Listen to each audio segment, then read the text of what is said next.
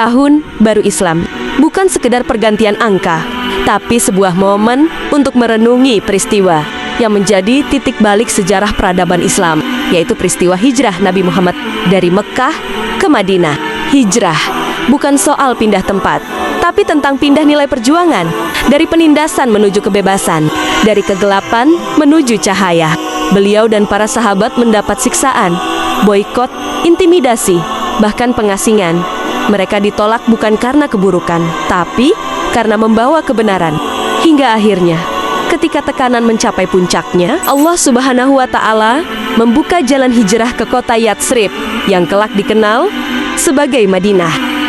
Illa tansuruhu faqad nasarahu Allahu iz akhrajahu allazina kafaru thaniyasnain iz huma fil ghar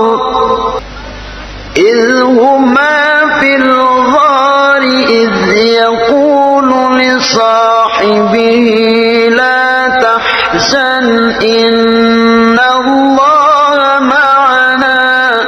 Mereka pun mulai meninggalkan Mekah secara diam-diam. Abu Salamah bin Abdul Asad menjadi orang pertama yang tiba di Madinah. Kemudian para muslim lainnya menyusul. Mereka diterima sepenuhnya dan ditolong oleh penduduk asli Madinah, sehingga warga Madinah ini disebut kaum Ansor. Hanya Nabi, Abu Bakar, Ali bin Abi Thalib, mereka yang terhalang dan tersisa di Mekah. Orang-orang Quraisy pun menjadikan mereka sebagai target penangkapan dan pembunuhan.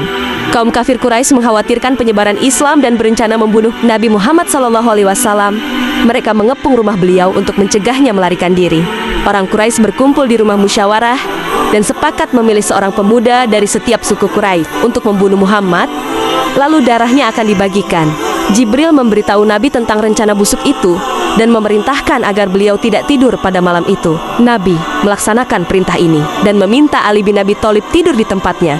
Dan setelah aman, segera menyusul berangkat ke Madinah. Orang-orang Quraisy sudah berkumpul di depan pintu rumah Nabi Muhammad. Beliau melempar kepala mereka dengan tanah sambil membaca ayat dari surah Yasin, hingga beliau lolos keluar dari mereka tanpa dilihat oleh siapapun. Kemudian, beliau pergi ke rumah Abu Bakar yang telah menyiapkan 2 ekor unta untuk perjalanan. Nabi memberikan unta tersebut kepada Abdullah bin Uraikid agar dia menjemput mereka di Gua Sur setelah 3 malam. Orang Quraisy kehilangan jejak. Mereka menawarkan 100 ekor unta sebagai imbalan bagi siapapun yang bisa menangkap Nabi. Mereka terus mencari, bahkan mereka sampai di pintu gua tempat Nabi sembunyi. Namun, melihat sarang laba-laba, ini membuat mereka mengira tak ada siapapun di dalam gua. Lalu mereka pergi begitu saja, tanpa merasa perlu memeriksa ke dalam.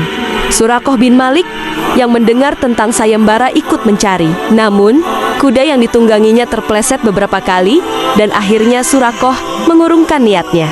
Nabi Muhammad dan Abu Bakar tinggal di Gua Sur itu selama 3 malam.